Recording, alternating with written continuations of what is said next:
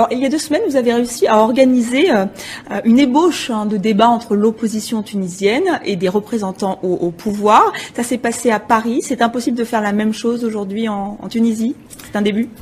Tous les intervenants à la conférence ont insisté sur l'idée que cette conférence ne pouvait pas se faire en Tunisie. Nous, on le regrette, mais on a estimé qu'il fallait que cette conférence ait lieu. Elle a eu lieu à Paris, elle a eu lieu à Sciences Po, et on peut considérer que c'est un événement exceptionnel pour une raison simple, c'est que pour la première fois, les partis d'opposition et les proches du régime, ou certains membres du régime de Ben Ali, ont discuté ensemble. Qu'est-ce que vous cherchez à faire avec ce genre d'initiative ?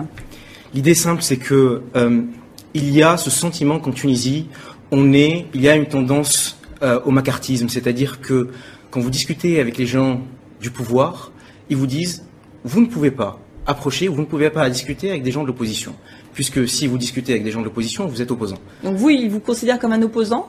Il pourrait me considérer comme étant un opposant. Mais pour l'opposition, les choses se passent à peu près de la même manière. C'est-à-dire que si vous discutez avec des gens du régime, on considère aussi que vous êtes acquis au régime. Nous, on a considéré qu'il y avait un intérêt général qui primait, et puis qu'il fallait que ces gens-là débattent ensemble. Quitte à être taxés de suppôts du régime d'un côté, quitte à être taxés de suppôts de l'opposition d'un autre. Vous êtes pragmatique ou naïf ? On essaie de l'être. On est obligé d'être pragmatique en Tunisie. Ça fait 50 ans qu'il y a des gens qui se battent pour la démocratie, qui se battent pour les droits de l'homme, qui se battent pour que la société civile ait plus d'importance dans la manière de mener les affaires publiques. On voit bien que ce bilan-là est négatif. Je considère que je fais partie d'une nouvelle génération. Mais vous pensez que l'opposition aujourd'hui n'a pas vraiment réussi sa mission, qu'elle n'est pas là où il faudrait qu'elle soit, c'est ça ? De fait, elle n'a pas réussi sa mission. Mais en même temps, dès que vous dites qu'elle n'a pas réussi c'est un régime assez répressif. Vous êtes obligé de dire qu'on l'a pas aidé à réussir sa mission et qu'on a à peu près fait beaucoup de choses pour nous l'empêcher. Vous pensez que vous pourrez faire mieux, que vous pourrez être une vraie opposition ? Vous, je veux parler aussi de la jeunesse tunisienne ? Je dis pas que je veux absolument faire partie de l'opposition. C'est un concept qui, à mon sens, est vide. Et je dis simplement qu'il faut faire les choses autrement et qu'il faut essayer de trouver quelque chose. On est en train d'y réfléchir, on y réfléchit tous les jours pour que les choses changent en Tunisie et pour les Tunisiens. Et ce scrutin-là ne va rien changer. On a le sentiment que les Tunisiens sont assez las, désabusés par rapport aux élections, par rapport à la vie politique. C'est la chose la plus inquiétante. C'est vraiment la chose la plus inquiétante pour une raison simple. Vous avez plusieurs rapports qui soulignent les atteintes aux droits de l'homme en Tunisie. Amnesty International, AFIDH, beaucoup de militants des droits de l'homme. C'est provocateur ce que je vais dire, c'est pas ça qui inquiète le plus, c'est très inquiétant.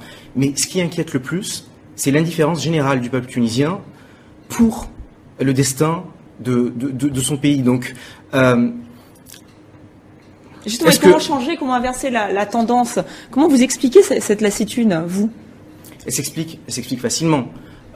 Vous avez un régime qui a essayé et réussi à dépolitiser la société civile. Vous savez, en Tunisie, l'université a été pendant très longtemps un espace de contestation. La rue aussi, les espaces publics, tous ces espaces sont aujourd'hui fermés. Et vous, comment vous espérez justement remotiver cette jeunesse ? Eh bien, je crois qu'il faut arrêter de faire des annonces, il faut arrêter de faire des communiqués où l'on se plaint de telle ou telle atteinte. Il faut aller directement chez le citoyen pour lui expliquer les enjeux et pour lui expliquer que le patriotisme, c'est de défendre les intérêts de son pays et que l'intérêt du pays commande aujourd'hui d'urgence que l'on s'y intéresse. Et vous pensez que c'est possible ? Vous l'avez fait déjà ? Il faut le faire. Je pense que cette conférence a été un premier pas. Vous savez, on a réussi à réunir 350 personnes, ce qui est beaucoup. Les réunions de l'opposition ne réunissent pas autant de gens. Et j'ai vu parmi ces 350 personnes beaucoup de jeunes, et c'est l'espoir que j'ai, c'est que ces jeunes-là, qui souffrent notamment du chômage, surtout pour les jeunes diplômés, se saisissent du destin de la cité et se disent on va faire quelque chose pour notre pays. Très bien, merci beaucoup Selim Benhassen d'avoir accepté notre invitation.